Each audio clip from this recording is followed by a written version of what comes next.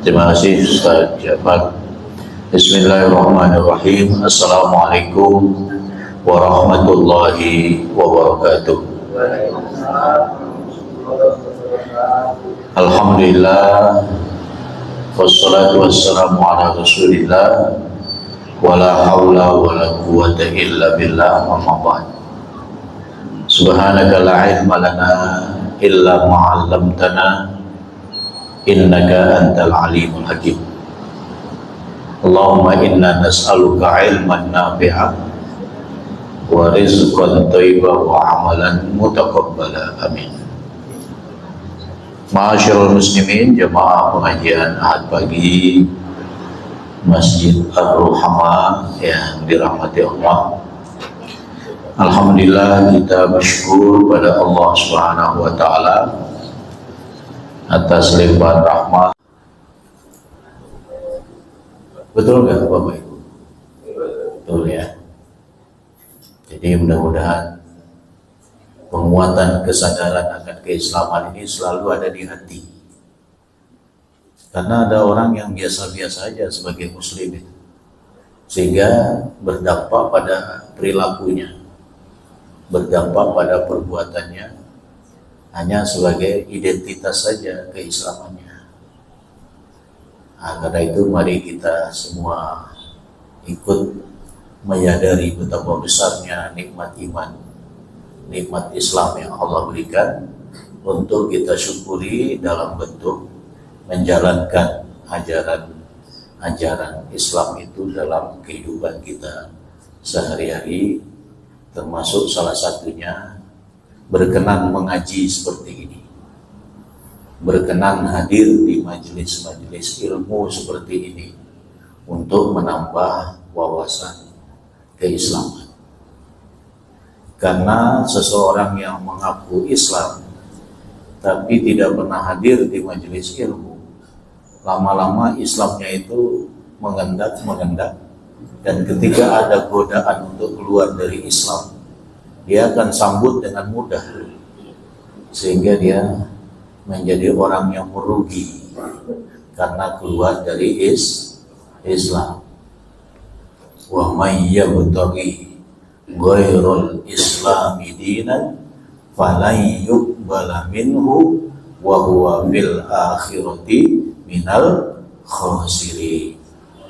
Siapa yang mencari agama selain Islam, maka tidak akan diterima amalnya di akhirat kelak. Jadi perbuatan baik non-muslim itu tidak diterima, dan termasuk orang yang merugi.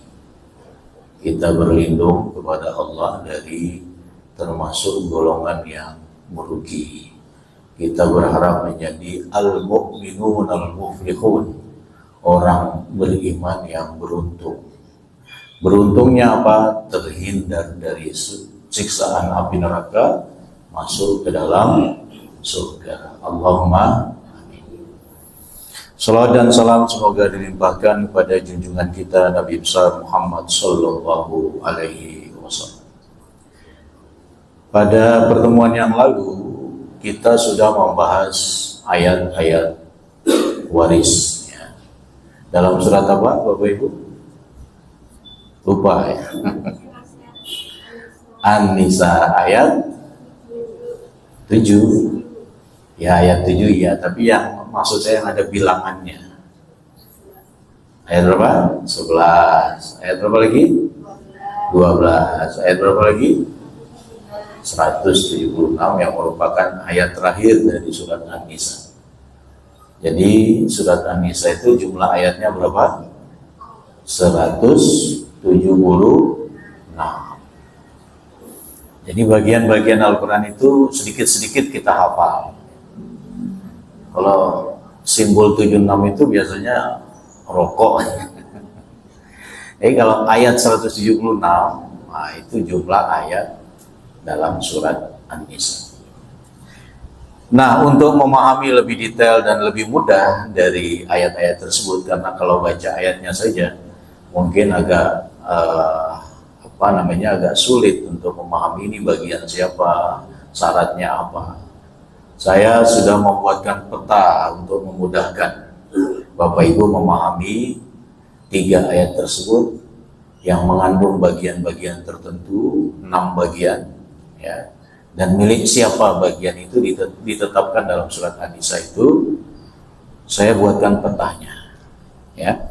Jadi hari ini kita akan membahas peta ahli waris zawil furud, orang-orang yang ditetapkan bagiannya. Nah, ada 6 bagian yang ditetapkan dalam 3 ayat tersebut. Kita ambil 2 yang tertinggi, yaitu 1/2 dan 2/3. Setelah itu kita gunakan untuk menemukan 4 bagian yang lain, 4 bilangan yang lain dengan metode separuh. Masih ingat ya, metode separuh ya. Separuh dari 1/2 berapa? 1/4. Yakin 1/4? Ini jangan-jangan waktu pelajaran matematika izin ke belakang. Ya, 1/4. Separuh dari 1/4? 1/8. Separuh dari 2/3?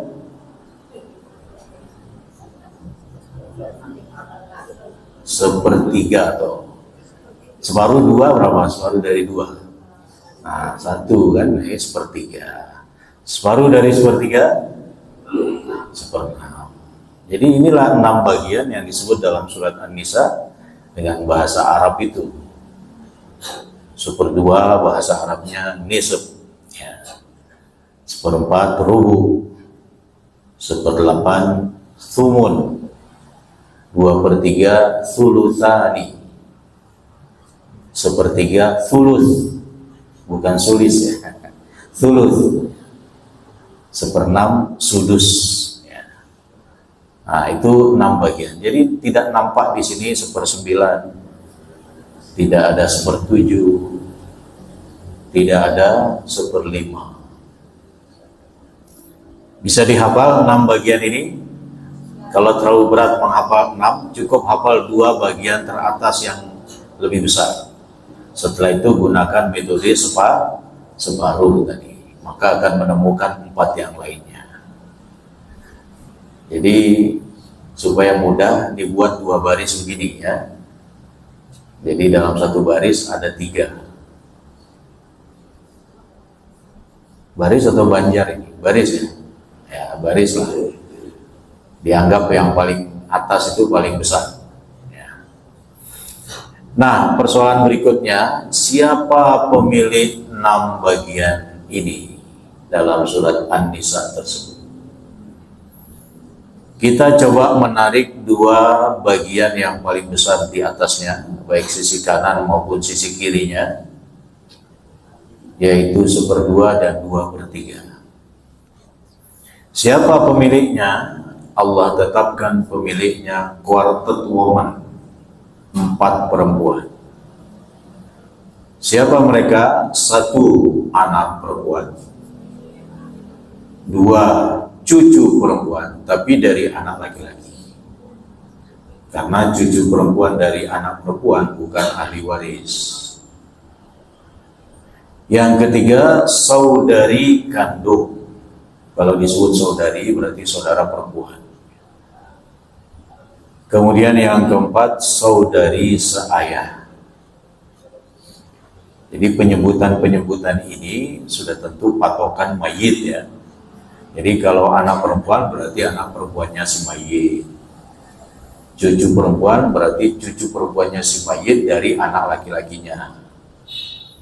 Saudari kandung berarti saudari kandungnya si mayit.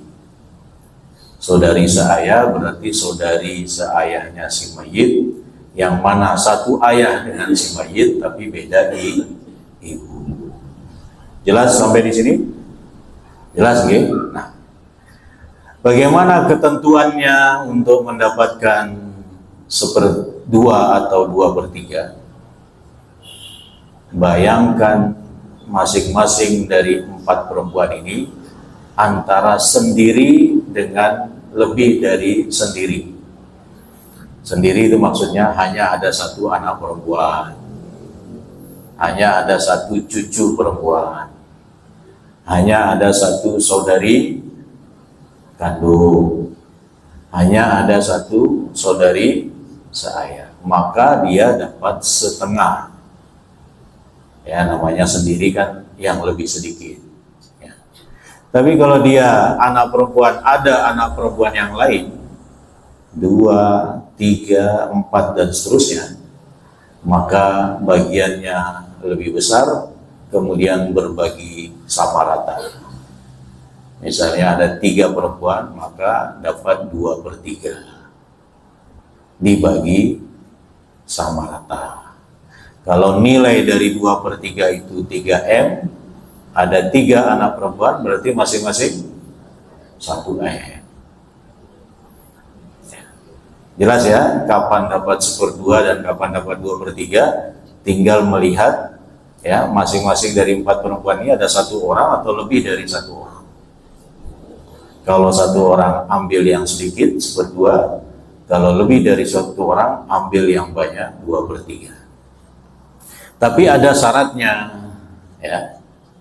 Syaratnya tidak terhalang. Khusus nomor 1, tidak ada yang menghalanginya. Karena ada 6 ahli waris yang tidak terhalang. Ya, ayah, ibu, suami, istri, anak laki-laki, anak perempuan. Nah, di situ masuk anak perempuan. Siapa yang menghalangi? Wong dia langsung anaknya si mayit, ya. Nggak mungkin terhalang. Tapi kalau nomor 2, nomor 3, nomor 4 mungkin terhalang. Nomor 2 misalnya cucu perempuan dari anak laki-laki. Siapa yang kira-kira menghalanginya? Ya anak laki-laki. Ya. Karena anak laki-laki lebih dekat langsung dengan si mayit. Tapi bisa juga anak perempuan, kalau ada 2 orang atau lebih, anak perempuan bisa menghalangi cucu perempuan. Kita belum belajar keterhalangannya. Siapa yang menghalangi saudari kandung? Anak laki-laki atau ayah. Ya, jadi anak laki-laki itu istimewa. Dia menghalangi banyak ahli waris untuk mendapatkan warisan. Kalau ada anak laki-laki, maka harta warisan berhenti di keluarga inti. Suami istri atau anak-anak. Ayah ibu, suami istri atau anak-anak. Kalau ada anak laki-laki. Tapi kalau hanya ada anak perempuan, maksimal kan 2/3 tadi. Masih ada sisa atau tidak? Masih. Jadi sangat mungkin saudara-saudara kandung itu dapat. Jadi kalau sudah ada anak laki-laki, karena dia ngambil sisa, namanya ngambil sisa kan berarti ngambil semua, ya kan? Tidak ada sisa lagi, ya. Maka tidak ada harapan bagi saudara-saudara kandung si mayit untuk memperolehnya. Siapa yang menghalangi saudari seayah, saudara kandung laki-laki, ya, itu menghalangi saudara seayah, baik laki-laki maupun perempuan. Nah, jadi syaratnya tidak terhalang. Syarat yang kedua, tidak terasobah. Asobah itu istilah untuk ahli waris yang mengambil sisa.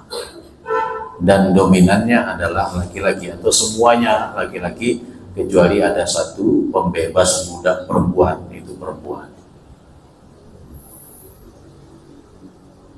Jadi kalau masing-masing dari 4 perempuan ini ada saudara laki-lakinya, anak perempuan ada anak laki-laki, cucu perempuan ada cucu laki-laki, saudari kandung ada saudara kandung, saudari seayah ada saudara seayah, maka mereka terasobah. Terasobah artinya perempuan ini menjadi mendapat sisa bersama dengan saudara laki-laki mereka. Ya, jadi tinggal lihat siapa saudara laki-lakinya, maka dia tidak jadi dapat 1/2 atau 2/3 tadi. Dia menjadi ahli waris yang terasobah. Jelas sampai di sini untuk 1/2 dan 2/3? Sepertinya diam tanda jelas atau tanda masih bingung? Apa yang masih dibingungkan? Nggak ada kan? Nggak ada berarti yang masih dibingungkan. Berarti sudah jelas. Kita lanjut dulu ke dua bagian sebelah kiri, atas dan tengah. 1/2 dan 1/4. Kira-kira ini bagian siapa? Saya tanya bapak-bapak, anak perempuan, ada pendapat ulama yang lain? Ini bagian bapak-bapak sebagai suami, ya.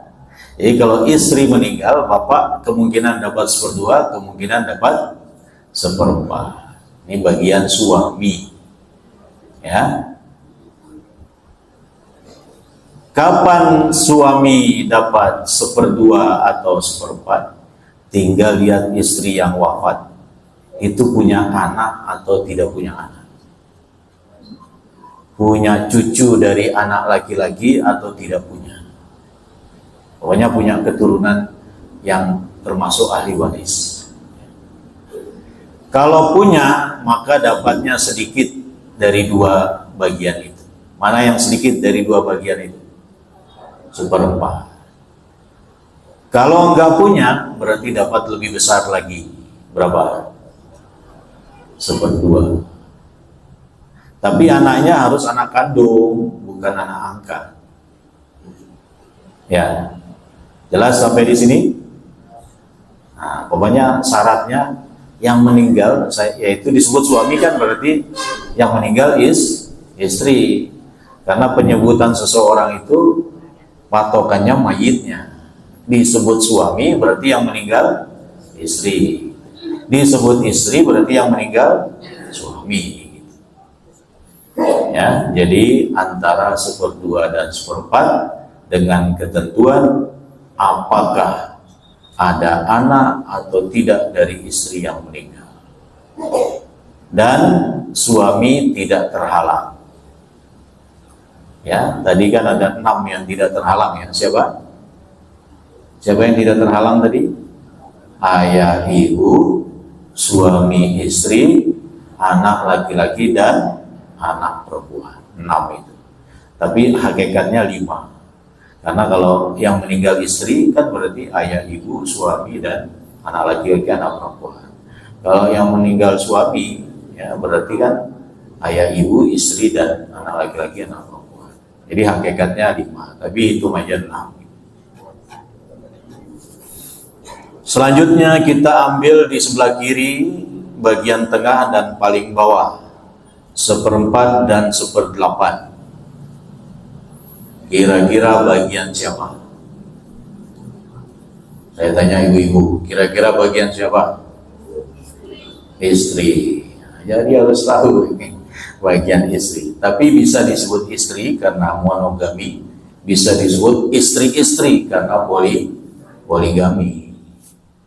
Nanti dibagi rata, tidak membedakan oh ini istri senior, oh ini istri junior, tidak ada bedanya, pembagiannya sama ya. Kapan istri dapat 1/4 atau 1/8? Sama dengan syarat suami tadi. Apa syaratnya tadi?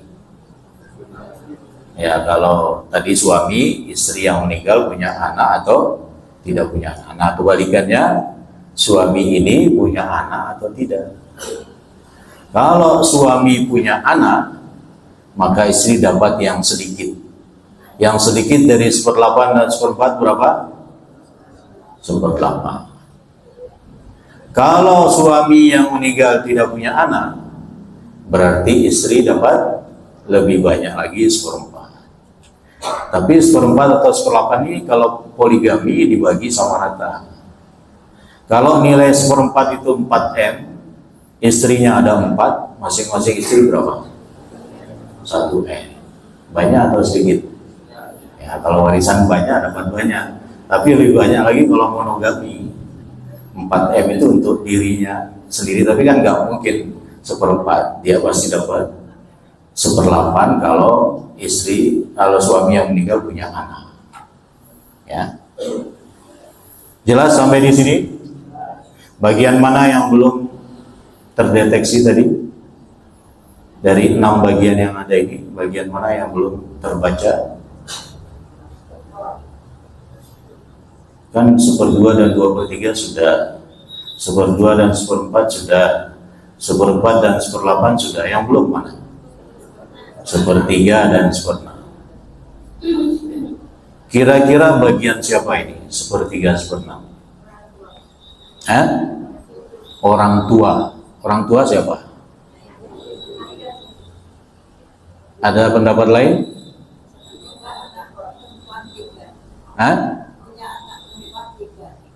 Siapa? Orangnya siapa? Yang punya anak perempuan itu siapa? Ini bagian ibu dan saudara seibu. Ya. Kapan ibu dapat 1/3 atau 1/6? Kalau anaknya yang meninggal. Karena disebut ibu kan berarti yang meninggal siapa? Anaknya, baik laki maupun perempuan. Kalau si mayit atau anaknya si ibu itu tidak punya keturunan, tidak punya anak baik laki maupun perempuan, dan tidak punya saudara lebih dari 1 orang. Misalnya suatu keluarga meninggal seseorang, dia punya ibu, dia punya saudara cuma 1 karena ibu ini punya anak cuma 2. Ya, kemudian dia nggak punya anak karena belum menikah misalnya, tapi dia kaya karena baru pulang dari Taiwan atau baru pulang dari Hong Kong gitu ya, untuk mencari cuan di sana. Dia meninggal, maka ibu berpeluang dapat 1/3 karena nggak ada anak dan cuma punya saudara 1. Tapi kalau si mayit ini ada anak, atau mungkin tidak ada anak tapi ada 2 saudara atau lebih, ya, minimal 2 saudara, maka ibu berkurang bagiannya menjadi 1/6. Jelas syaratnya? Jelas ya, bayangkan si mayit ini ada anak atau tidak, atau ada 2 saudara atau lebih. Kalau nggak ada itu, ibu dapat yang lebih besar, 1/3. Kalau ada itu, apakah anak atau 2 saudara atau lebih tadi, maka ibu berkurang menjadi 1/6. Jelas ya untuk syarat ibu ya, ketentuan untuk si ibu ya. Sekarang saudara seibu. Yang dimaksud saudara seibu itu apa? Saudara seibu ini dengan si mayit, ibunya sama, ayahnya beda. 1 ibu beda ayah, itu namanya saudara seibu. Kalau saudara seayah, sama ayahnya, beda ibunya. Kalau saudara kandung, nah, sama ayah dan ibunya dengan si mayit. Jadi penyebutan itu harus jadi perhatian.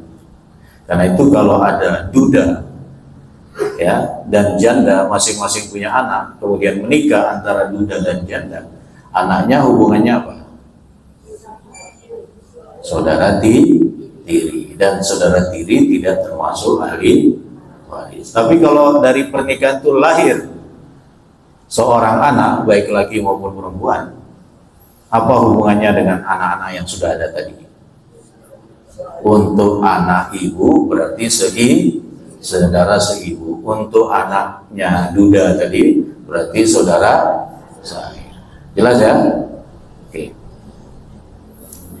Nah, saudara seibu ini syaratnya tinggal lihat orangnya cuma 1 atau lebih dari 1. Kalau orangnya cuma 1, dapat yang sedikit. Berapa yang sedikit dari 1/3 dan 1/6? 1/6. Tapi kalau ada 2 orang atau 3 orang atau lebih, maka dapat yang lebih banyak. Berapa yang lebih banyak dari 1/3 dan 1/6? 1/3. Dan dibagi sama rata tanpa membedakan laki dan perempuan. Jadi 1/1, bukan 2/1. Khusus untuk saudara seibu dibagi sama rata, tidak membedakan jenis kelamin. Kalau sepertiga itu nilainya 900 juta, ada 2 laki-laki dan 1 perempuan, berapa masing-masing? 300 juta, karena tidak membedakan laki dan perempuan. Jelas sampai di sini? Ya, itulah yang dijelaskan dalam ayat 11, ayat 12, dan ayat 176 surat An-Nisa. Tapi ada satu bagian yang tidak berpasangan, 1/6 saja. Kalau tadi kan berpasangan ya, 1/2 dengan 2/3, 1/2 dengan 1/4, 1/4 dengan 1/8, 1/3 dengan 1/6. Tapi ada satu yang tidak berpasangan, yaitu 1/6. Kalau dilihat di peta di atas, 1/6 tadi milik siapa? Baru saja kita bicarakan. Ibu atau saudara seibu. Apa syaratnya ibu dapat 1/6? Baru aja kita bicarakan. Musim-musim lupa ini. Kalau yang meninggal punya anak atau punya 2 saudara atau lebih, dapatnya 1/6. Kapan saudara seibu dapat 1/6? Baru aja kita ngomong. Kalau hanya satu orang, ya. Nah, siapa pemilik 1/6 saja tanpa ada 1/3-nya? Ya, selain ibu dan saudara seibu tadi, ada 5 orang. Pertama, ayah. Ayah mungkin dapat 1/6 kalau si mayit, berarti anaknya kan. Si mayit punya anak sama dengan ibu tadi syaratnya. Cuman dilihat saudaranya, tidak perlu melihat saudara. Karena kalau ada saudara, mereka terhalang oleh adanya ayah. Jadi kalau ada ayah, saudara kandung, saudara seayah, saudara seibu itu terhalang. Artinya nggak dapat warisan. Jadi contohnya begini, ada seorang meninggal. Karena belum menikah, dia tidak punya anak, ya. Tapi dia punya ayah ibu yang masih hidup dan seorang saudara, ya. Maka seorang saudara ini terhalang oleh adanya ayah. Jadi bagaimana pembagian warisnya? Ibu dapat 1/3, sisanya oleh ayah. Berapa sisanya? 2/3 kan, diambil ibu 1/3, berarti sisanya 2/3. Masih bingung? Memang pengajian itu membingungkan, enak ya, supaya nanti bertanya-tanya kemudian WA. Tadi tidak paham. Jadi ada silaturahmi lebih lanjut. Yang kedua, yang dapat 1/6 juga kakek. Kalau disebut kakek, dari jalur mana? Hanya dari jalur ayah. Kakek dari jalur ibu bukan ahli waris. Jadi bapaknya ibu dari si mayit itu bukan ahli waris. Tapi bapaknya bapak, ya, itu ahli waris. Kakek dapat 1/6 kalau tidak ada ayah. Jadi dia akan terhalang dengan adanya ayah. Kalau ada ayah, kakek tidak dapat. Ya, karena ada yang menghalanginya. Siapa lagi? Nenek. Nah, kalau nenek ini dari jalur ya, ibunya bapak sama ibunya ibu. Berarti ada nenek A, ada nenek B. Juga dapat 1/6 dengan syarat tidak ada ibu. Ibu menghalangi nenek, karena ibu lebih dekat dari si mayit dibanding nenek. Walaupun dipelihara oleh nenek, kan ada seorang itu karena neneknya sendiri, anak pertamanya bersama neneknya. Walaupun dalam hidupnya kesehariannya bersama neneknya, tetap hukum waris Islam menetapkan ibu yang menghalangi nenek. Ya. Tapi 1/6 ini bukan masing-masing nenek A, nenek B 1/6. Mereka berbagi dari 1/6 itu. Kalau nilai 1/6 itu 10M, nenek A dapat berapa? Kan ada 2 nenek tadi ya. Nenek A dapat berapa? Dari 10M. Ini pelajaran matematika selalu absen. 5M kan? Nenek B, untuk apa 5M nenek-nenek? Ya untuk wakaf, untuk ibadah lah ya. Jadi syaratnya apa? Tidak ada ibu. Dapat 1/6 berbagi dengan nenek yang ada. Nenek yang lebih jauh terhalang oleh nenek yang lebih dekat, ya, dari si mayit. Siapa lagi? Cucu perempuan. Sudah tentu dari anak laki-laki. Coba lihat peta di atas, ada nggak bagian cucu perempuan sebelumnya? Ada nggak bagian cucu perempuan di atas? Ada. Berapa? Barusan kita belajar. Berapa? 1/2 atau 2/3. Ya kan tuh, coba lihat. Ada 4 perempuan tuh, salah satunya cucu perempuan, ya kan? Nah, petanya masih terbuka. Jadi cucu perempuan dapat 1/6. Kapan cucu perempuan dapat 1/6? Kalau anak perempuan hanya 1, tunggal. Kalau dalam peta di atas tadi, kalau anak perempuan 1 dapat berapa?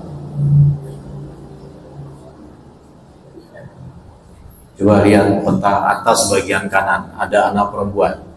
Kalau anak perempuan cuma 1 dapat berapa?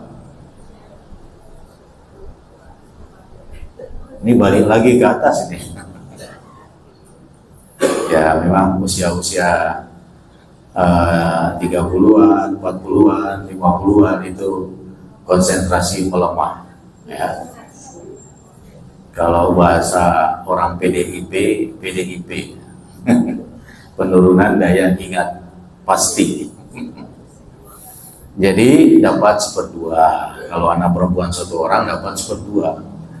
Nah, untuk melengkapi 2/3 karena ada 2 perempuan, maka cucu perempuannya dapat 1/6. Ini didasarkan hadis takmilatul tsulusain, kata Nabi. Jadi anak perempuan dapat 1/2, cucu perempuan dapat 1/6 untuk menyempurnakan 2/3. Coba dihitung, 1/2 tambah 1/6 hasilnya berapa?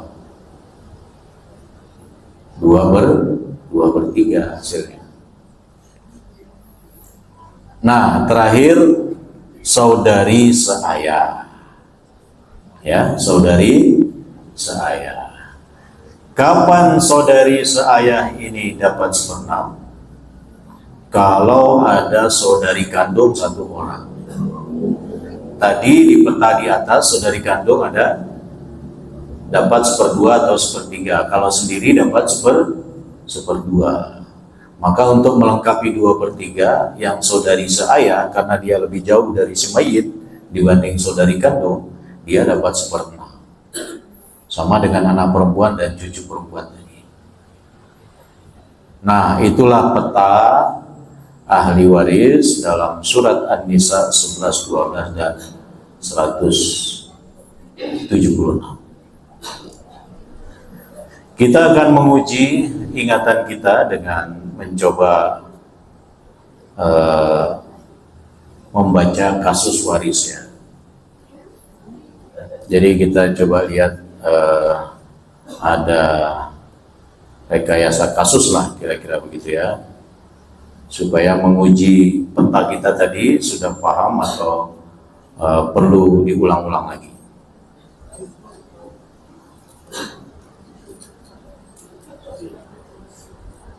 Ada 2 kasus di sini yang akan kita baca. Yang pertama, kasus keluarga Pak Ahmad. Almarhum Pak Ahmad wafat dengan meninggalkan tanggung jawab duniawi yang cukup kompleks. Pak Ahmad memiliki 2 keluarga, yaitu istri pertama dan istri kedua. Ya, Pak Ahmad. Ada Pak Ahmad nggak sih? Mohon maaf Pak Ahmad ya, ini cuma cerita saja. Atau ini Pak Ahmad yang di luar yang ada di sini. Dari istri pertama, beliau dikaruniai 2 orang anak perempuan. Dari istri kedua, beliau dikaruniai 1 orang anak laki-laki dan 1 orang anak perempuan. Jadi berapa seluruh anak Pak Ahmad? 4. Berapa perempuan? 3, 1 lagi. Selain itu, Pak Ahmad masih memiliki saudara kandung, baik laki-laki maupun perempuan. Jadi ada 1 saudara kandung laki-laki dan 1 saudara kandung perempuan. Sebelum wafat, beliau sempat berpesan atau berwasiat agar sepertiga hartanya diserahkan ke panti asuhan Muhammadiyah Sulfat Purwantoro. Beliau juga meninggalkan sejumlah utang yang harus dilunasi. Nah, ini bisa dibayar oleh ahli waris. Karena itu kalau sudah agak-agak dekat ajal, ya hutang-hutang dikurangi lah. Kalau tidak mungkin untuk tidak berhutang sama sekali. Syukur kalau tidak berhutang sama sekali. Artinya apa? Gaya hidupnya tidak seperti ketika masih produktif, ya. Bagaimana penyelesaian dari kasus pertama ini? Anggap saja Pak Ahmad punya warisan 1,2 M, 1 miliar 200 juta. Pertama, pelunasan hutang dan biaya pemakaman, ya, atau biaya jenazah. Kewajiban pertama adalah melunasi hutang serta biaya pemakaman. Misalnya total hutang dan biaya pemakaman 300 juta. Hutangnya yang banyak, mungkin biaya pemakaman 5 juta maksimal ya. Hutangnya 300 juta kurang 5 juta gitu. Sisa dari setelah bayar hutang dan pemakaman jenazah 1,2 M kurang 300 juta sama dengan 900 juta. Yang kedua, pelaksanaan wasiat. Jadi sebelum warisan itu dibagi, 2 ini harus menjadi perhatian. Karena dalam ayat-ayat waris itu selalu ada min ba'di wasiyatin yuso biha audain. Setelah ditunaikan wasiat atau dibayarkan hutang. Yang lebih dulu hutang. Ya. Karena kalau hutangnya sama jumlahnya dengan warisannya, ya nggak perlu berwasiat. Oh, nggak ada harta untuk diwasiatkan, berwasiat. Ya. Jadi hitung-hitung juga peninggalannya. Kalau saya berwasiat sisanya 2/3, sementara hutang saya mungkin lebih besar dari 2/3. Nah, jadi minus nanti. Jadi wasiat itu kalau hartanya banyak lebih, ya, dan anaknya sudah mapan-mapan, ya, sepertiganya boleh untuk diwasiatkan. Pak Ahmad berwasiat sepertiga dari hartanya untuk panti asuhan. Dalam hukum Islam, wasiat tidak boleh melebihi sepertiga dari sisa harta setelah pelunasan hutang. Ada sahabat Ansor namanya Sa'ad bin Abi Waqqas, itu orang kaya di Madinah. Dia punya anak sudah cukup mapan. Kemudian datang kepada Rasulullah, "Ya Rasulullah, saya mau berwasiat semua harta saya. Anak-anak saya cuma 1 dan dia sudah banyak, cukup hartanya." Apa kata Rasulullah? Jangan. Cukup sepertiga saja, dan sepertiga itu banyak. Ya. Sepertiga itu banyak kata Rasulullah. Supaya tidak meninggalkan ahli waris yang mengemis-ngemis di jalan karena tidak punya harta benda. Jadi 2/3-nya untuk ahli warisnya. Nah, sepertiga dari 900 juta sama dengan sepertiga dari 900 juta sama dengan 300 juta. Berarti 900 juta dikurangi lagi 300 juta sama dengan 600 juta. Inilah 600 juta, inilah warisan yang siap dibagikan. Bagaimana pembagiannya? Padahal tadi harta warisnya itu sampai 1,2 M, ya. Tapi hanya bersisa 600 juta. Ya, karena kewajiban harus memang dikeluarkan. Jangan sampai warisan yang dibagi itu masih ada hutang si mayit. ya, khawatir tidak berkah, ya, khawatir ditagih-tagih ke ahli warisnya oleh yang punya piutang, ya. Jadi hak hutang itu ditunaikan dulu, kata Al-Quran. Nah, sekarang pembagian ke saudara kandung dulu, lihat saudara kandung ini dapat atau tidak. Dalam kasus ini, saudara kandung Pak Ahmad tidak memperoleh bagian warisan atau terhalang, terhijab, karena Pak Ahmad punya anak laki-laki. Jadi kalau saudara kandung, ya, ada saudaranya yang meninggal, lihat dulu ini ada anak laki-lakinya. Kalau nggak ada, berarti ada kemungkinan dapat bagian warisan. Jadi saudara kandung atau saudari kandung terhalang oleh adanya anak laki-laki Pak Ahmad walaupun satu orang tadi.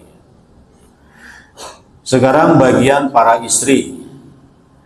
Para istri dapat 1/8. Kenapa para istri dapat 1/8?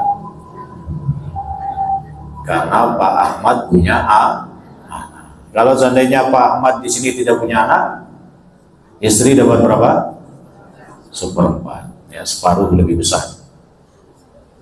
Pak Ahmad memiliki anak, maka total bagian para istri adalah 1/8 dari harta warisan.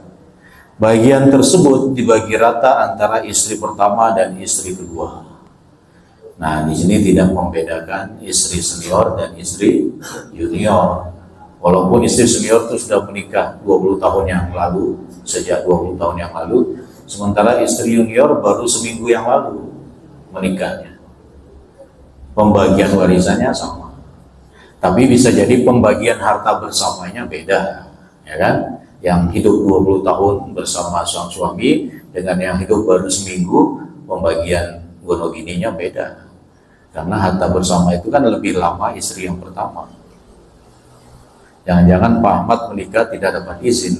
Kalau nggak dapat izin, istri pertama mengajukan ke pengadilan, ya istri yang kedua yang dinikahi sirri itu nggak dapat. Kalau tidak diajukan ke pengadilan, istri pertama rela-rela saja kekeluargaan, maka tetap dapat. Kira-kira rela nggak ini? Total bagian istri artinya 1/8 kali 600 juta, karena warisannya tadi 600 juta. Sama dengan 75 juta dibagi 2 istri. Istri pertama dapat 37 juta,5. Istri kedua juga dapat 30 juta,5. Jelas sampai di sini? Bagaimana dengan anak-anak? Tadi ada 3 anak perempuan, ya. Seharusnya dapat berapa 3 anak perempuan itu? Dalam peta tadi kan ada lebih dari 1 anak perempuan. Berarti dapat wis lali 2/3 atau ya 1/2 dan 2/3 kan bagian 4 perempuan tadi. Salah satu dari 4 perempuan itu anak perempuan. Kalau 1 anak perempuan 1/2, kalau lebih dari 1 dapat 2/3. Tapi karena ada anak laki-laki, maka 2/3-nya tidak jadi, dia terasobah oleh anak laki-laki. Terasobah artinya mendapat sisa bersama dengan anak laki-laki. Nah, jadi bagian anak perempuan, bagian anak-anak seluruhnya adalah sisa dari sudah dibagikan 1/8-nya ke istri. Sisa harta setelah diambil bagian para istri 600 juta kurangi 75 juta sama dengan 525 juta. Anak-anak Pak Ahmad terdiri atas 1 anak laki-laki dan 3 orang anak perempuan, 2 dari istri pertama dan 1 dari istri kedua. Rasio pembagian warisan dalam hal ini adalah 2/1. Bagaimana caranya untuk mendapatkan bagian anak-anak yang tercampur laki dan perempuan ini? Yang laki dikali 2, yang perempuan dikali 1. 1 anak laki-laki kali 2 berapa? 2. 3 anak perempuan kali 1, 3. 2 tambah 3 berarti dibagi menjadi 5 bagian. Begitu juga yang lainnya nanti, misalnya ada 5 anak laki-laki, 5 anak perempuan. 5 dikali 2, 10. 5 dikali 1, 5, jumlahnya 15, begitu seterusnya ya. Jadi anak laki-laki dikali 2, anak perempuan dikali 1. Nah tadi hasilnya 5, total bagiannya 5. Maka 525 juta tadi yang sisa setelah diberikan pada istri, bagi 5, dapatnya 105 juta. Bagaimana kemudian berikutnya? Karena bagian anak laki-laki 2, maka 2 kali 105 juta. Hasilnya 210 juta. Anak perempuan masing-masing 1 kali 105 juta. Hasilnya 105 juta. Jelas sampai di sini? Oke. Ringkasannya, untuk panti asuhan, karena tadi wasiat sepertiga dari 900 juta setelah dikurangi utang, 300 juta. Utang terbayar lunas 300 juta. Istri totalnya 75 juta untuk 2 orang. Anak-anak totalnya 525 juta dibagi 5 karena ada anak laki-laki. Saudara kandung tidak memperoleh bagian warisan karena adanya anak laki-laki. Hal ini menunjukkan bahwa dalam hukum Islam, keberadaan anak laki-laki sangat menentukan kedudukan dan hak ahli waris lainnya, khususnya saudara, baik kandung maupun seayah. Lanjut kasus kedua. Ya. Almarhumah Bu Fatimah. Kalau tadi yang meninggal laki-laki, sekarang yang meninggal ibu-ibu. Namanya Bu Fatimah. Ada Bu Fatimah di sini. Wafat dengan meninggalkan seorang anak perempuan tunggal. Kalau anak perempuan tunggal bagiannya berapa tadi? 1/2. Kalau tidak tunggal 2/3. Kepergiannya meninggalkan kerabat yang cukup banyak, yaitu beberapa saudara kandung, baik laki-laki maupun perempuan, saudara seayah, serta seorang ibu tiri.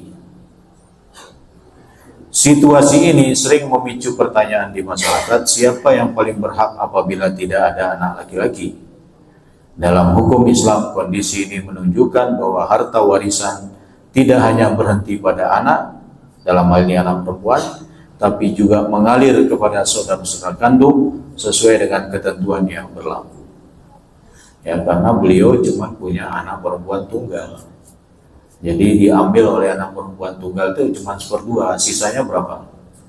Ya 1/2 juga. Nah, bagaimana penyelesaian kasus Bu Fatimah ini?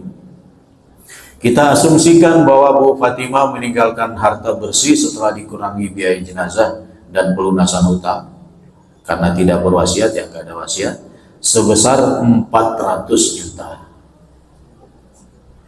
Kita tentukan pihak yang terhalang dulu. Dalam hukum waris Islam, ibu tiri tidak memperoleh bagian warisan karena tidak memiliki hubungan darah maupun hubungan pernikahan langsung dengan almarhumah. Ya, jadi yang karena sebab perkawinan itu hanya suami istri. Ipar bukan ahli waris, baik kakak maupun adik ipar itu bukan ahli waris. Menantu, mertua, besan bukan ahli waris. Jadi karena sebab pernikahan hanya 2, suami dan istri. Saudara seayah, baik laki-laki maupun perempuan, tidak memperoleh bagian warisan karena terhalang oleh adanya saudara laki-laki kandung. Karena laki-laki kandung ini hubungannya lebih kuat dibanding seayah. Bagian anak perempuan tunggal yaitu 1/2. Karena Bu Fatimah hanya memiliki 1 orang anak perempuan dan tidak memiliki anak laki-laki, maka anak perempuan tersebut berhak memperoleh setengah, 1/2 dari total harta warisan. Jadi 1/2 kali 400 juta, total warisannya kan 400 juta, dapatnya 200 juta. Bagian saudara kandung mengambil sisanya asobah. Setelah bagian anak perempuan diambil, sisa harta 200 juta diberikan kepada saudara-saudara kandung sebagai asobah, penerima sisa. Saudara kandung yang ada terdiri atas 2 orang laki-laki dan 1 perempuan. Rasio pembagian warisan tetap 2:1. 2 saudara laki-laki kali 2 berapa? 4. 1 saudara kandung perempuan kali 1. 1 berarti jumlah bagiannya 5. Sisanya tadi berapa warisannya setelah diambil anak perempuan? 200 juta bagi 5, dapatnya 40 juta, bukan per orang tapi bagiannya tadi. 40 juta itu bagian. Hasil akhir kan gak ada suami. Di dalam ceritanya kan gak ada suami. Kecuali kalau dalam ceritanya ada suami baru diberikan. Ya tergantung ceritanya. Ya, kalau ceritanya nggak ada suami terus dikasih suami gimana?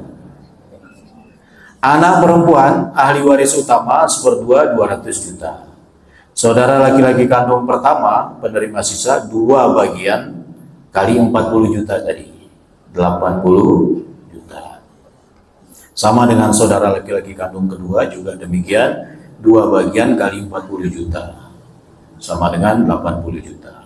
Saudara perempuan kandung penerima sisa 1 bagian kali 40 juta, sama dengan 40 juta.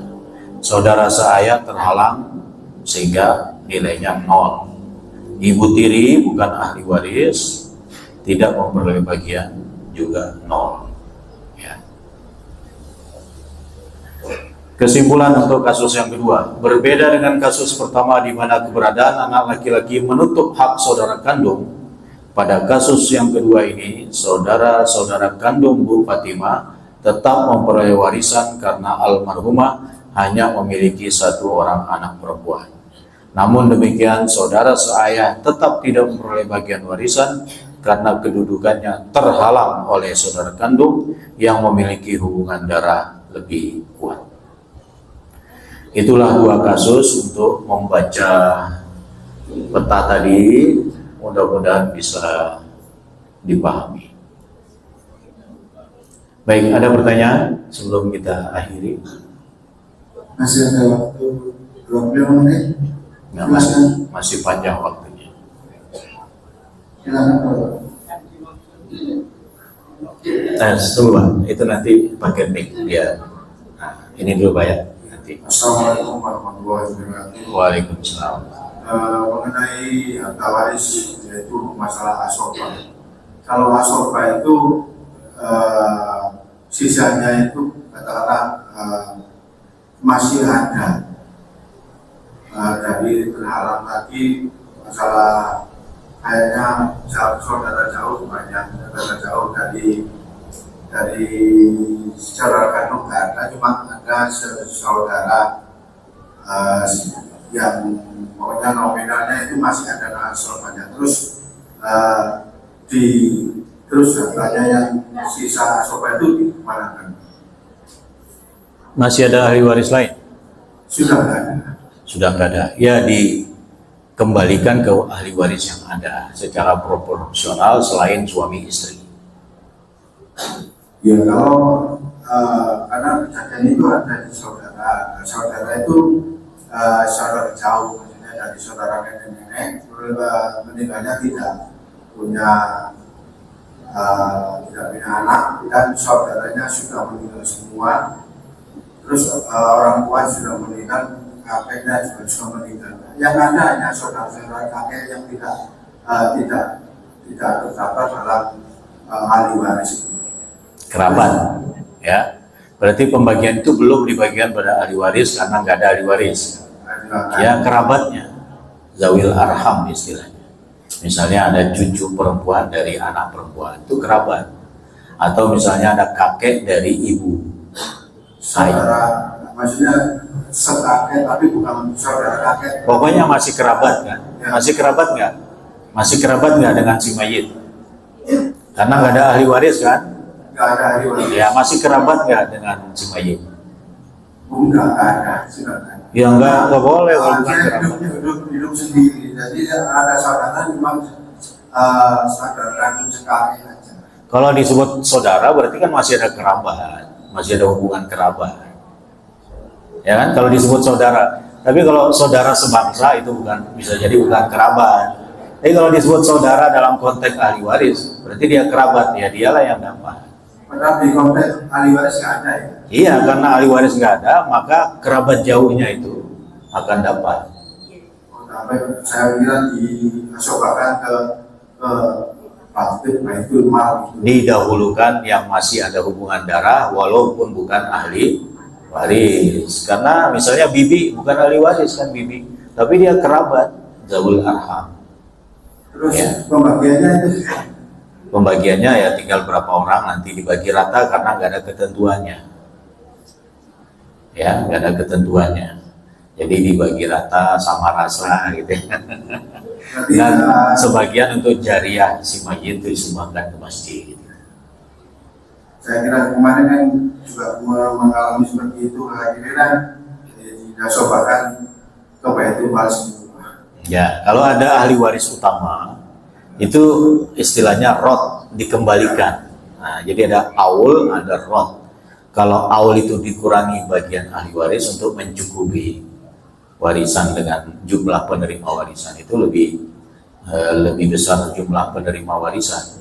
Sedangkan hartanya tidak sebanyak itu, maka dikurangi bagian secara proporsional. Itu namanya aul. Tapi kalau rot, nah itu dikembalikan lagi kepada ahli waris yang ada selain suami istri secara proporsional. Begitu, Pak? Oke. Terima kasih. Oke. Waalaikumsalam. Monggo, Pak.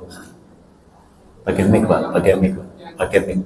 Biar satu pertanyaan untuk didengar yang lain. Assalamualaikum warahmatullahi wabarakatuh. Waalaikumsalam. Yang dimaksud harta kondisi itu seperti apa? Kalau yang kerja perempuan aja, laki-lakinya dapat surat kondisi saja. Ya, harta bonogini itu harta yang diperoleh selama masa bersama, selama masa perkawinan. Dari sejak awal perkawinan sampai dengan meninggal. Ya. Bagaimana baginya tidak ada ketentuan, tapi bagilah secara proporsional. Kalau yang kerja suami, istri sebenarnya kerja juga, cuman tidak bergaji gitu kan, karena membantu rumah tangga sebagai manajer kebersihan, manajer gizi, manajer keuangan, itu dianggap bekerja. Ya, bapak bisa jadi kalau bajunya tidak dicuci, pergi kerja dengan baju kotor, di samping mungkin tidak nyaman karena malu, juga mungkin berpotensi sakit-sakitan, ya kan? Ya, karena itu istri tetap disebut bekerja. Maka harta itu nanti dibagi secara proporsional. Walaupun istri tidak bergaji, anggaplah 60-40 atau proporsional yang lain. Jadi kalau sama-sama PNS ya bisa jadi dengan pangkat yang sama, golongan yang sama, anggap saja 50-50. Jadi dihitung dari sejak menikah. Harta bawaan tidak dihitung. Misalnya si istri dapat warisan kakeknya, yaitu bawaan dia itu disisihkan. Itu harta pribadi, bukan harta bersama. Ya, yang didapat bersama itu maksudnya yang hasil usaha keduanya selama masa perkawinan. Itu kan. Sampai Yeah. tentang waris ini saya akan punya. Ini nggak apa-apa. Saya maklum karena sudah memutih. Sepertinya jomplang ini kira-kira. Karena Allah itu terima kausa, nggak bisa dibantah atau berubah-ubah. Kenapa laki-laki nomor tidak ada? Ya, kenapa laki-laki dua bagian lebih besar laki-laki daripada perempuan? Karena ada tanggung jawab yang lain. Kita tidak melihat waris Islam itu dari satu sisi saja sebagai warisan, tapi lihat juga kewajiban yang lain. Misalnya dalam pernikahan, siapa yang wajib memberi mahar? Yang laki atau yang perempuan? Yang laki. Sedangkan perempuan menerima mahar. Dalam kehidupan berkeluarga, siapa yang wajib memberi nafkah? Suami. Yang perempuan dapat, yang istri dapat. dinafkahi. Jadi kalau membantu nggak apa-apa.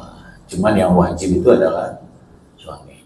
Jadi melihat satu kesatuan sebagai kehidupan muslim, bukan hanya lihat warisnya. Karena itu didiklah anak laki-laki itu sebagai orang yang bertanggung jawab dalam keluarga, melindungi saudara perempuannya. Karena dia haknya ditetapkan lebih besar oleh Allah. Lidzakari mithlu hadzil unsayain. Bagian satu orang anak laki-laki sama dengan bagian dua orang anak perempuan. Jadi secara tarbiyah itu harus menyesuaikan. Ya, artinya anak laki-laki dibuat bisa bertanggung jawab terhadap keluarga perempuannya. Dan kita bisa lihat ya, penerima bagian itu dominasi perempuan. Ya, ibu, istri, anak perempuan 4 tadi, nggak ada laki-laki selain ayah, suami. Ya, semuanya perempuan kan. Penerima bagian yang dalam peta tadi kan dominasi perempuan. Jadi kalau perempuan tidak bersama laki-lakinya, dia diberi oleh Allah harta yang lebih besar. Tapi kalau bersama laki-lakinya, dia separuh dari laki-laki. Karena ada pelindungnya. Nah itu filosofi warisnya. Jadi bukan berarti wah sekarang ini sudah nggak sesuai, masa saya dapat satu bagian, adik saya yang laki padahal dia masih kecil dapat.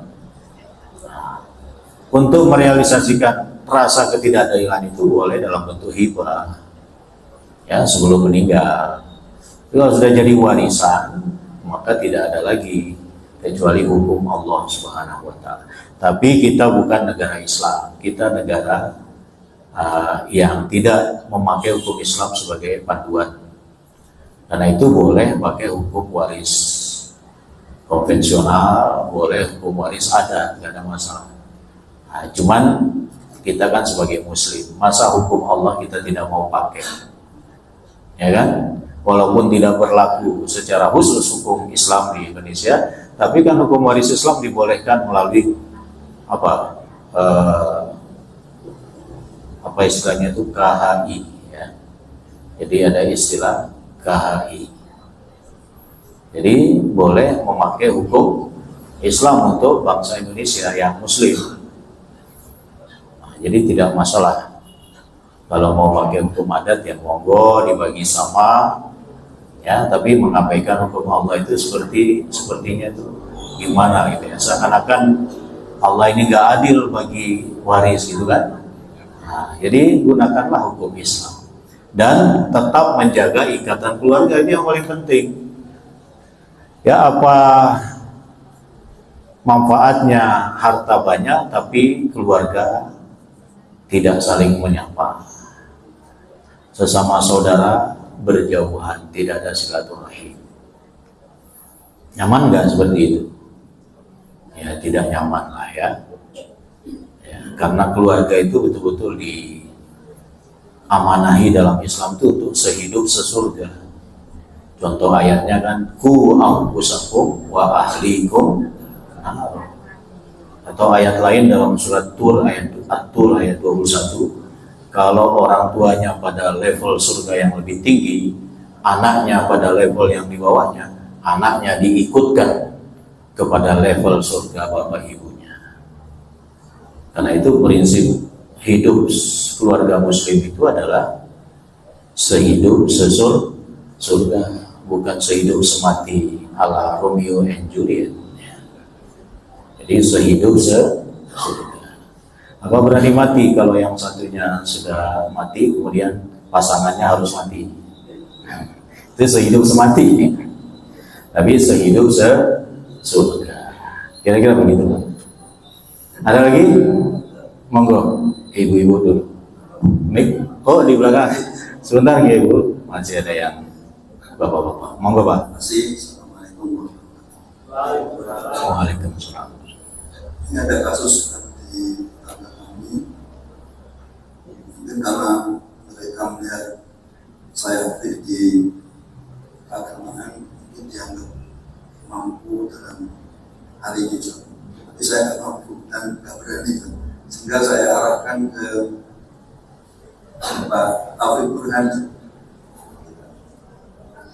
Ini ada seorang bapak dengan istri pertama punya anak 5, punya 2 laki-laki yang 3 perempuan. Kemudian cerai dengan istri yang pertama ini, nikah lagi dengan istri kedua, punya anak 3, 2 laki-laki, 1 laki-laki, 2 perempuan. Nah, setelah perjalanannya itu bapak ini meninggal, istri yang pertama juga meninggal, tapi istri yang kedua masih ada. Dan kata manisnya belum bagikan sampai sekarang, berupa 3 rumah. Ini yang saya tanyakan gimana pembagiannya, karena Pak Taufik ini mentok karena ini ada satu saudara perempuan yang masih tidak serap dengan cara Islam, minta cara ada tadi, sehingga Pak Taufik tidak berani. Yang tanyakan, mungkin kalau gajah sekarang nggak apa, insya Allah nanti saya sebelum ke panjenengan. Kemudian yang saya tanyakan sekarang mungkin perlu jawab saat ini, dari anak yang pertama tadi, yang laki-laki tadi, membuat suatu pernyataan kalau nanti dibagikan, saya tidak akan mengambil bagian saya berikan pada adik saya yang perempuan, salah satu adik perempuannya. Ini yang tanyakan Ustaz, apa berarti adik yang diberi hadiah oleh kakaknya tadi itu berarti menjawab 3 bagian atau Ustaz? Maksud itu. Terus yang kedua, dengan menolak cara Islam, gimana apa yang diberikan oleh Al-Quran itu. Terus yang terakhir Ustaz, karena berupa benda dan rumah ya, gimana cara itu, apa ditafsir artinya dulu kan? Terima kasih. Assalamualaikum. Waalaikumsalam. Baik, kasus anggap aja ini kasus ketiga ya. Jadi ada seorang bapak, katakanlah begitu, menikah dengan seorang ibu, dan hasil dari pernikahan itu ada 5 anak, 2 laki atau 3 laki, 2 laki 3 perempuan. Tapi setelah itu pisah ya. Jadi kalau sudah jadi mantan itu bukan ahli waris ya, tapi kalau masih terikat perkawinan itu yang ahli waris. Tapi anaknya tetap ahli waris karena tidak ada mantan anak. Kalau mantan suami atau mantan istri ada, maka yang mantan bukan ahli waris. Tapi kalau gonogininya belum dibagi, ya yang dibagi hanya gonogini aja.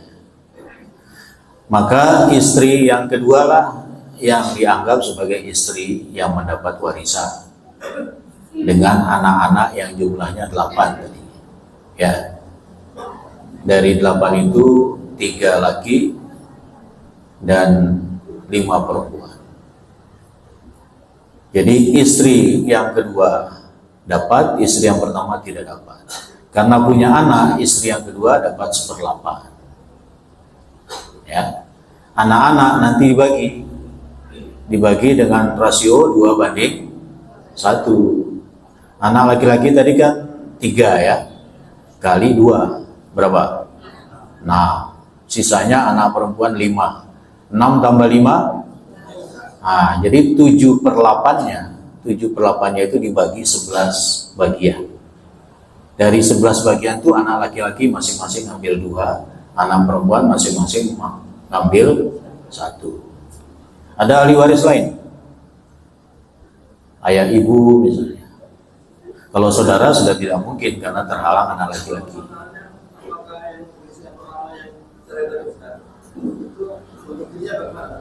Ya, gonogininya dibagi secara proporsional, dikeluarkan dulu sebelum dibagi kepada istri kedua dan anak-anak tadi. Gonogini didahulukan.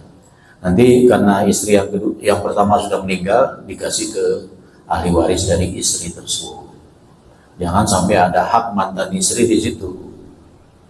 Ya, nah, gonong gininya aja yang dibagi.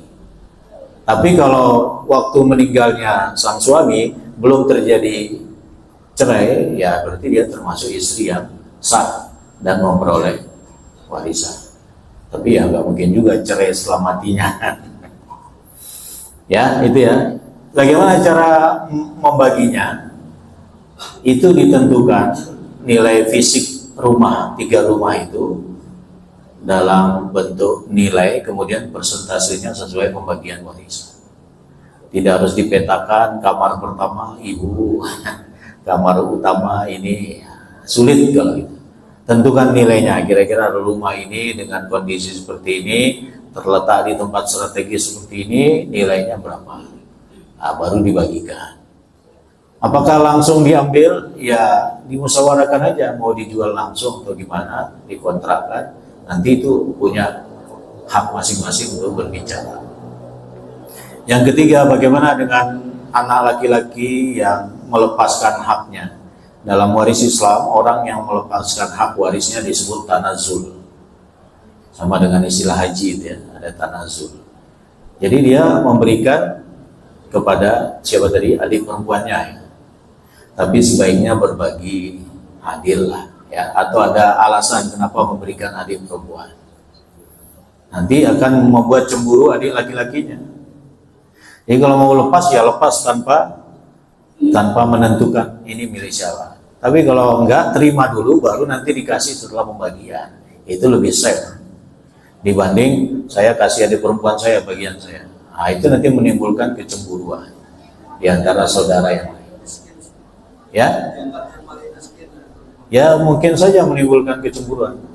Jadi jangan diutarakan dulu, ambil dulu ya, terima dulu warisan, terus datang ke silaturahim ke adiknya yang miskin tadi, ini kakak beri untuk kamu. Gitu, itu lebih tidak menimbulkan kecemburuan dari yang lain. Yang 2 rumah itu hasil dengan Istri pertama, ya. Ya, berarti anggap aja 50-50 ya. Istri yang pertama dapat 1 rumah dari 2 rumah tadi, suami yang meninggal dapat 1 rumah. Jadi 1 rumah yang tadi milik istri yang sudah diceraikan. Untuk membagi gonogininya, anggap saja 50-50 misalnya. Ya.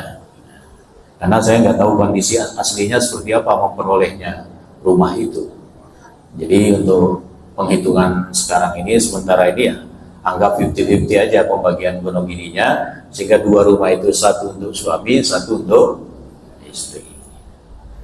Bagaimana dengan anak yang tidak mau dengan hukum Islam? Yaitu pilihan dia sebagai bangsa, sebagai masyarakat, karena tidak diwajibkan harus hukum Islam. Tapi ya perlu didakwahi juga terkait dengan hukum Allah itu seperti apa. Kalau dia ingin sama rata ya bagi dulu sesuai hukum Islam, nanti dia mengharapkan saudara laki-lakinya memberikan sebagian ke yang perempuan sehingga nilainya kan sama. Kalau orientasi hasilnya harus sama. Ya, kalau dalam hukum Islam kan tidak sama kan. Nah, nanti setelah pembagian hukum Islam datang ke rumah perempuan atau kumpul, yang laki bagi lagi. Nah, sampai hasilnya sama. Alasannya yang perempuan merasa terbebani dengan orang tuanya itu, dan laki-laki dapat banyak tapi nggak mau tahu dengan kondisi bagi kerangka. Ya, sebenarnya itu bisa diselesaikan dengan hibah ya. Sebelum wafatnya itu bisa hibah. Ya, jadi tidak bisa jadi alasan warisan. Dan ikhlaskan saja untuk merawat orang tua itu kan sebagai birrul walidain. Dalam hal ini kan perolehan pahala anak tidak sama. Ya, yang sangat dekat dengan ibunya dan merawatnya dengan tulus, dari sisi pahala kebaikan lebih besar. Mungkin warisan sedikit, tapi jangan dihitung rezeki itu hanya yang nampak-nampak seperti harta saja. Bahwa pahala karena kita merawat orang tua itu jauh lebih besar. Bahkan di Saudi itu ada anak yang berebut untuk memelihara ibunya. Jadi itu ladang amal kita untuk merawat. Jadi tidak usah dihubungkan dengan warisan. Ya, Bapak Ibu kalau masih ada orang tuanya, apalagi sudah sepuh, jadikan itu sebagai ladang amal, jangan dititipkan ke panti jompo, ya. Mungkin kita nggak bisa merawat 100%, tapi kita tempatkan di rumah dan ada perhatian waktu sebagai quality time bersama ayah ibu kita yang kita rawat, itu sudah cukup. Ya, karena mungkin kita masih produktif, masih harus keluar rumah, ya, sehingga tidak bisa full time menjaga beliau. Ya nggak apa-apa, yang penting Anda dalam pengawasan kita. Jangan diserahkan ke panti jompo, ya. Tapi kalau di Hong Kong, di Taiwan itu banyak panti jompo, di Jepang, ya. Nah, kita bersyukur punya nilai birrul walidain yang dididik oleh orang tua kita, sehingga tetap berusaha memelihara ayah ibu kita, apakah itu mertua ataukah ayah kandung, ibu kandung, ya. Saya kira itu, Pak. Monggo Ibu tadi. Assalamualaikum warahmatullahi wabarakatuh. Waalaikumsalam. Bila ada satu yang saya bertanyakan, yang pertama, kalau ada suatu keluarga tidak punya anak, kemudian dia mengambil anak, jadi anak-anak, sebelum meninggal dia berpesan, semuanya ini nanti untuk kamu semuanya. Kalau dia meninggal, apakah sudah tidak ada harta waris lagi, Pak? Jelas-jelas. Yang kedua, kalau ada satu pernikahan, sebelum menikah si istri sudah membawa harta. Kalau istri ini meninggal, apakah suami juga dapat seperti-apanya? Makasih. Suami nggak dapat 1/8. Suami dapat berapa tadi? Antara 1/4 dan 1/2. Istri yang dapat 1/8 dan 1/4. Ya, saya jawab dari nomor 2. Jadi suami berhak dari harta istrinya, dan itu ditetapkan oleh Allah, antara 1/4 dan 1/2. Tinggal lihat istri yang meninggal itu punya anak atau tidak. Kalau punya anak berarti lebih sedikit, yaitu 1/4. Kalau nggak punya anak berarti 1/2 dari murni harta istrinya. Yang bukan milik istrinya ya enggak. Ya. Jadi kalau tadi si istri dapat warisan dari kakek neneknya, dia bawa ke pernikahan, itu menjadi milik dia, bukan gonogini. Ya, menjadi milik pribadi sang istri. Nanti akan menjadi warisan, bisa untuk suaminya, bisa untuk anak-anaknya atau ayah ibunya kalau ada. Ada anak nggak? Nah, berarti ya 1/4. Ya, sisanya untuk anak-anaknya. Yang kedua, yang pertama, anak angkat walaupun sudah sah secara hukum bukan ahli waris. Kalau mau memberikan hibah, oh ini rumah untukmu, perhatikan masih ada ahli waris atau tidak. Jangan sampai terjadi masalah dengan ahli waris. Tapi kalau ahli waris lain setuju, karena ahli warisnya itu mungkin pamannya anak angkat itu, bukan sepupu dan lain sebagainya, ya, diajak musyawarah. Ini rumah mau saya berikan anak angkat saya, mohon persetujuannya. Karena itu sebenarnya hak ahli waris, bukan hak anak angkat. Ya, walaupun sehebat apapun anak angkat merawat, ya, ahli waris sudah ditetapkan bagiannya oleh Allah. Kecuali ahli waris itu setuju karena anak angkat ini baik, tidak hanya memperhatikan ayah ibunya, memperhatikan paman bibinya, memperhatikan saudara-saudara ayahnya, saudara-saudara ibunya, ya, sehingga sepakat semua, ya sudah, untuk si Tuli aja ini rumah, karena dia walaupun dia orang lain, dia tetap baik sama kita dan seterusnya. Itu nggak ada masalah, dimusyawarahkan sebelum meninggalnya, sehingga sudah ditetapkan sebagai hibah, ya langsung diberikan. Cuman kalau bisa hibah itu jangan diberikan semuanya, harus ada pegangan untuk orang tua, untuk ayah ibu yang sudah tua. Kan masih ada sholat Jumat, mau nyumbang kotak amal, Kalau ada bakso lewat pingin, nggak ada uang gimana? Jadi jangan diserahkan ke anak seluruhnya. Boleh hibah, tapi dalam batas-batas yang masih ada pegangan untuk yang menghibahkan. Begitu. Monggo Ibu. Oke, Nick? Enggak ada? Terakhir. Ya. Ya. G. G. Kalau dua anak perempuan akan bisa menjadi penghalang bagi saudara-saudara Ismail. Kalau dua anak perempuan dapatnya berapa? 2/3, masih ada sisa. Tidak menghalangi. Dia menghalangi cucu perempuan. Kalau saudara ya masih mungkin dapat karena ada sisanya. Sisanya 1/3 itu dibagi berapa jumlah saudara kandung. Oke, saya kira itu ya Bapak Ibu. Gak apa-apa pusing-pusing dikit, pulang ini ada soto yang disediakan. Terima kasih atas perhatiannya, mohon maaf atas segala kekurangannya. Kita serahkan kembali kepada Ustaz Jafar. Assalamualaikum warahmatullahi wabarakatuh.